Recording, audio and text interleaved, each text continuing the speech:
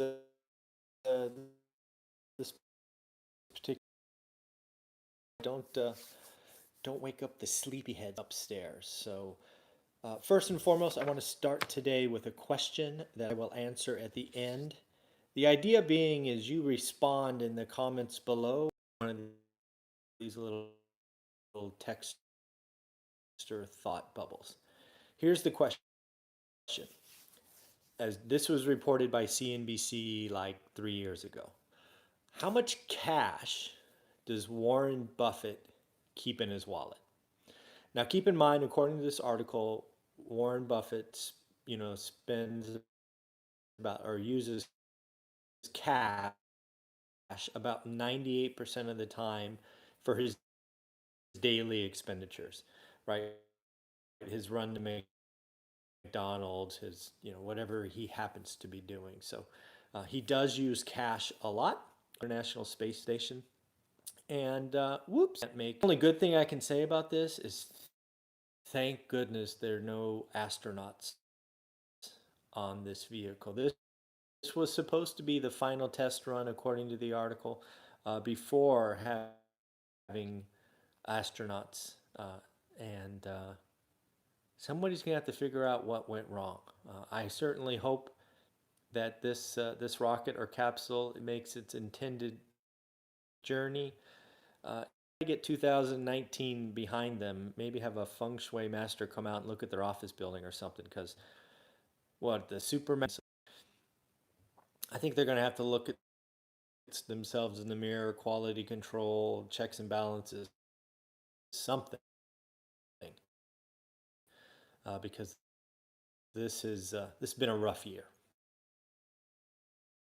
And let's hope 2020 is better for them.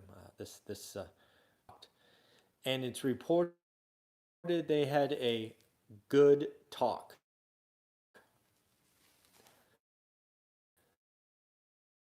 about the trade deal.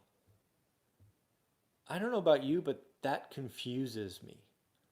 I thought we had an agreement on a phase one trade deal. I thought it was going to be signed. This deal ain't done. At least that's how I read it. I mean, anytime two leaders get in a room, I could be overreacting. I read one article that agreement you continually talk. I learned many years ago selling washers and dryers. If you're still having good, it could blow up in a heartbeat. So that makes me really nervous. I mean, like to the point where we could see a headline any day now. So interesting. Going on to more positive things, the consumer sentiment is 2020 is set up to be a great year. Interest rates, the Fed's going to be on hold, no ups, no downs. Real estate is going to start really building, right? We should be over 1 million units by 2020, 0.5 to 4.2, 4.4, but it won't be crazy. The other thing that is interesting, again, CNBC, and then it's going to get choppy, right? We are going to be in full election mode, full political chaos mode. The Democrats will have their chosen, representative, and it will be the most polarizing and negative election ever. And this is after the last one. This one is going to be bad. And it's going to grind the economy lower, at least from growth. It's going to slow. It's going to scare some consumers, people. Next up, I didn't realize this. I've reported on AirPods from Apple a couple of times now. Right, they're sold out.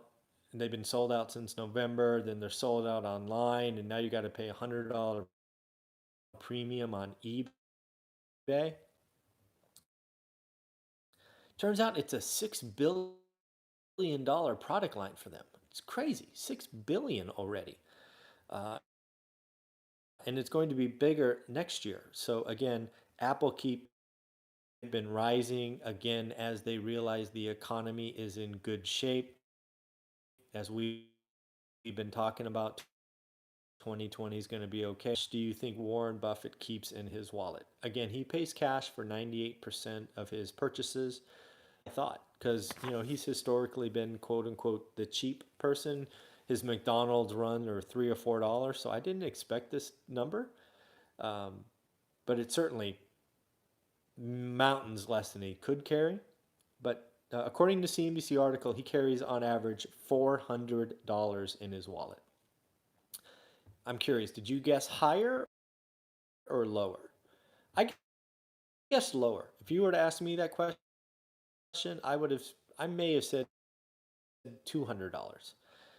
But he says 400. The whole idea is he gets the 400 and he drains it to zero, and then he gets another 400, and that's how he does it. Could be a waste of billions of dollars. Not sure. Sounds expensive though. Uh, very, very, very nervous about good talk between our two leaders. Consumer sentiments are rising, which will impact mortgage rates.